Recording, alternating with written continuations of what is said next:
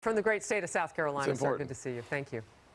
Thank you, ma'am. For more on what we can expect from Angela Merkel's visit, let's bring in Nile Gardiner, director of the Margaret Thatcher Center for Freedom at the Heritage Foundation. Great to see you today. I want to talk with you about the diplomacy that's happening right now inside the White House and where you think the president should be going with Angela Merkel, particularly on the issue of Iran. Well, firstly, thanks very much for having me on the show today. It's a very important meeting, certainly between Trump and Angela Merkel. Germany is a huge power within Europe. It's Europe's biggest economy, an important U.S. ally. Having said that, of course, the relationship between Angela Merkel and Donald Trump has been significantly cool and frosty, very different to the relationship with Emmanuel Macron. I think Iran will be front and center in today's discussions and negotiations. The Germans, of course, want the United States to remain as part of the Iran nuclear agreement. President Trump is hugely skeptical, with very good reason, about what is a highly flawed deal. So far, however, the Germans haven't offered anything in terms of concrete measures to strengthen the Iran agreement, as the United States has requested. And so it remains to be seen whether she pulls out of the hat today any real concrete proposals for fixing the Iran nuclear deal, as Donald Trump puts it. All right, so part of today's news, and I'm going to break in with this now, is that our brand new Secretary of State, Mike Pompeo, is in the NATO conference in Brussels today. And so this word just coming out of there. Pompeo says no President Trump decision yet on Iran nuclear deal, but without substantial changes, the president is unlikely to stay in that Iran deal. You know, this then puts this in a different category now. He says no decision being made, but if they don't see change, he's not going to recertify. Yeah, I think that's a very tough message coming from the new Secretary of State in Brussels at, meeting with NATO leaders there. And so I think it's a clear message from the White House that the Iran deal has to be strengthened. Otherwise, the United States is going to walk away on May the 12th.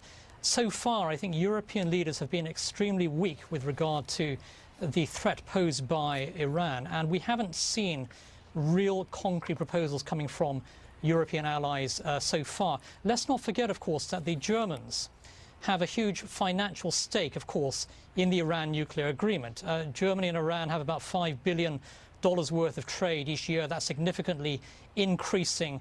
There's a big economic dimension to the Iran nuclear agreement. Oh, that's interesting. That is important, of course, for Germany and also France. They have a big economic stake in the long-term durability of the agreement. Well, and Niall, we remember right after that deal was struck, you know, companies getting on big jets and flying over to Iran and getting ready to do some business with them, and that happened within really days of that deal. So now you're talking about the solidification of all of that this many years later and what that looks like.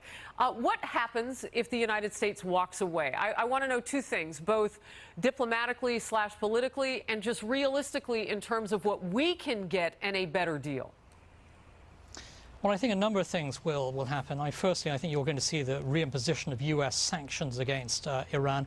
That is a good thing. You have to hold this brutal, barbaric regime to account. I think, secondly, many leaders in Europe are already betting that the United States is actually going to walk away from the deal. So I don't think you're going to see huge shock and horror expressed in Europe over a U.S. withdrawal, because I think most European leaders have accepted that the U.S. is highly likely to walk away from the deal. So you're not going to see, I think, some big disruption to the transatlantic alliance. But thirdly, and this is very important, the United States will lead an effort to get a new deal with Iran, holding the Iranian regime to account, ensuring that Iran does not acquire nuclear weapons.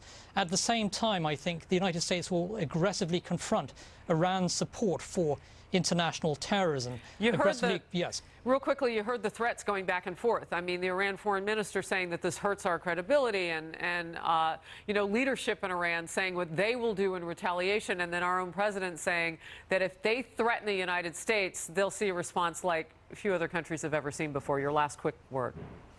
Well, the Iranian regime is playing with fire. They're not dealing here with the weak-kneed Obama administration. The Trump presidency is very tough on Iran with very good reason.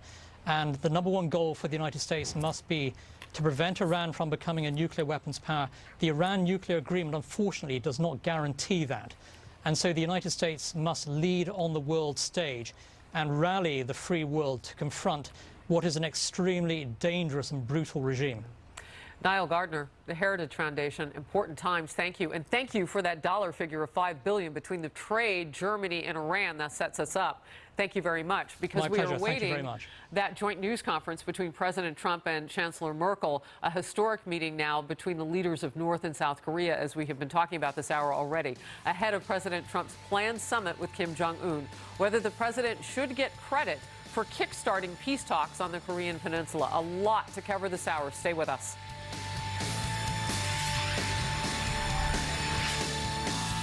This program is brought to you by Blue Emu Maximum Arthritis Pain Relief Cream. Beat the pain. Hi, I'm Mike Ditka. You know you don't get to be a Hall of Famer